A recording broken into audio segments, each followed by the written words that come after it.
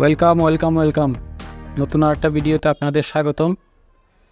আজকের বিষয় হচ্ছে, অবশ্য থাম্বনেইলে বুঝে গেছেন আজকের বিষয়টা কী হবে। সেটা হচ্ছে আমি উজবেকিস্তান থেকে কিভাবে 3 দিনের মধ্যে ট্যুরিস্ট ভিসা নিয়ে ইন্ডিয়া বেড়াতে আসলাম, এয়ারপোর্টে আমার কী কী সমস্যা হয়েছিল এই নিয়ে বিস্তারিত। চলুন ভিডিও শুরু করা যাক। প্রথমেই বলি, ইন্ডিয়াতে ভিসা করতে আমার যা যা ডকুমেন্ট লাগছে সব কিছু আমি ডেসক্রিপশানে দিয়ে দিয়েছি, আপনারা দেখতে নিতে পারেন। এবং ইন্ডিয়ার ভিসা এম্বাসি কোথায় উজবেকিস্তানে সেটাও আমি লিঙ্কে দিয়ে দিছি আমার ডেসক্রিপশানে, আপনারা দেখে নিতে পারেন। এখন মূলত পাসপোর্ট অফিসে এই এম্বাসিতে তেমন কোনো জিজ্ঞাসা করে না, শুধুমাত্র আপনার বুকিং, হোটেল বুকিং টুকিং বা রিটার্ন টিকিট এগুলো জিজ্ঞেস করে আর কি। তো ওইটি তেমন কোনো ঝামেলা হয় না। আবার সব কিছু ইংলিশে বলতে হয়, কারণ এখানে তো বাংলা বোঝার মতো কেউ নাই, এটা হচ্ছে বিষয়। দিলে আসলে কোনো সমস্যা হয় নাই। আমি এরপরে যখন আমি এয়ারপোর্টে আসছি, তাশকিন, উজবেকিস্তানের ক্যাপিটাল সিটি তাশকিন এয়ারপোর্টে যখন আসলাম, তখন আমাকে জিজ্ঞেস করলো যে আপনার কি ভিসা আছে? তখন আমি বললাম যে হ্যাঁ, অবশ্যই আমার ভিসা আছে, দেখেন ভিসা। তখন ওনারা ভিসা দেখলো, পরে টিকিট দিয়ে দিল, আর কোনো কিছুই জিজ্ঞেস করল না। পরে যখন আমি সিকিউরিটিতে গেছি, একদম কোনো কিছুই আমাকে জিজ্ঞেস করে নাই, একদম নিট অ্যান্ড ক্লিন, একটু কোনো কিছু জিজ্ঞেস করে নাই। যে সিকিউরিটি অফিসে আমাকে একদম কোনো কিছু জিজ্ঞেস করে নাই।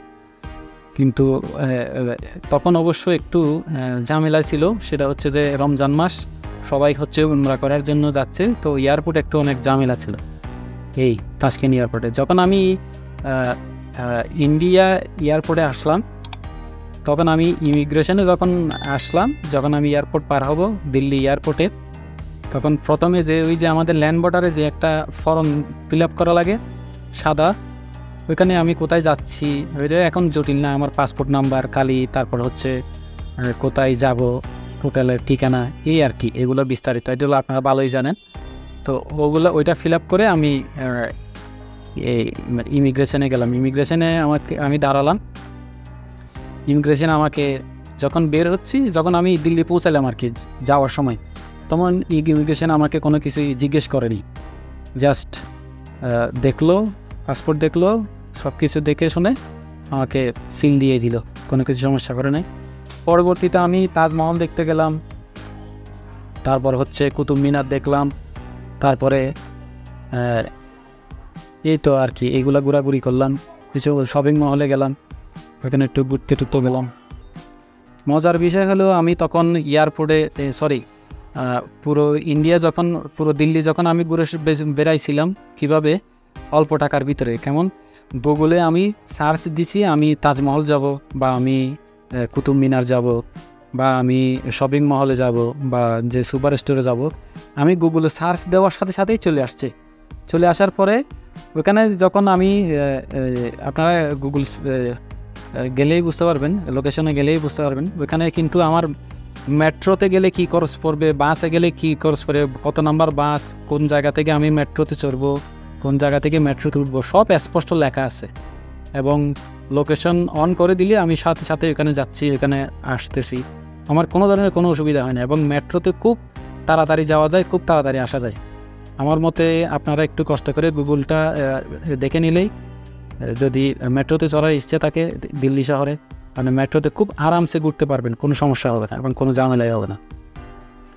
তারপর আসল কথাতে আসি, আমার ঝামেলা হইল কোন জায়গায়? ঝামেলা হইল আমি যখন ফেরত আসতেছি, আমি আসলে আমার টিকিটটা এমন ছিল যে আমি উজবেকিস্তান থেকে ইন্ডিয়ান ভিসা নিয়ে আমি দিল্লি বেড়াতে আসলাম ইন্ডিয়া, আবার দিল্লি থেকে আমি টিকিট নিয়ে বাংলাদেশ চলে আসতেছি, তাও আবার 4 দিন বেড়ানোর পর।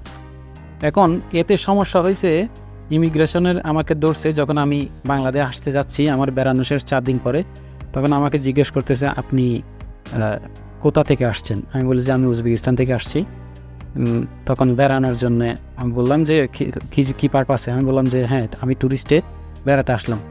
তো এত কম সময় 4 দিনের ভিতরে আপনার বেড়ানো কমপ্লিট হয়ে গেল, কীভাবে সম্ভব? পাশে কিন্তু আমি দেখতেছি অনেকজনকে আপনার ধরতেছে, মানে তারা 3 দিন 4 দিন 2 দিন বেড়ায়ে মানে আবার এয়ারপোর্টে আউট হচ্ছে, কেউ আগরতলা দিয়ে গেছে, কেউ হরিদাসপুর, আমাদের যে পেট্রোপোল আছে, তারপর বেনাপোল আছে, ওই দিক দিয়ে যারা গেছে ওরা আবার দিল্লি দিয়ে এয়ারে যখন আসতেছে তখন তাদেরকে জিজ্ঞেস করতেছে আপনার 3 দিন বেড়ানো ইন্ডিয়া বেড়ানো হয়ে গেছে বা 4 দিন বেড়ানো হয়ে গেছে। তার মানে আমি বুঝলাম যে ওরা বোঝাতে যাচ্ছে এটাই যে কমসে কম আপনি 1 সপ্তাহ তো বেরাবেন ইন্ডিয়া, তখন না আপনি বের হতে পারবেন। তখন আমি একটা জিনিস আমি বুঝতে পারলাম, তখন ওরা আমাকে মানে অনেকভাবে আটকাতে চাইছে। আমি আসলে বোঝাতে সক্ষম হয়েছি যে মানে আমি উজবেকিস্তান থেকে আপনাদের এখানে শপিং করতে আসছি, শপিং করে বাড়িতে চলে যাচ্ছি। সো সবসময় আপনারা স্ট্রং থাকবেন, এয়ারপোর্টে বা ইমিগ্রেশনে স্ট্রং থাকতে হবে। স্ট্রং না থাকলে ওরা আপনাকে ঝামেলা করতে চাইবে, বা ইমিগ্রেশন অফিস বুঝেনই তো, ইমিগ্রেশনে অনেক ঝামেলা হতে পারে। সুতরাং আপনারা অনেক স্ট্রং থাকতে হবে, না হলে কিন্তু এরা আটকাই ফেলবে।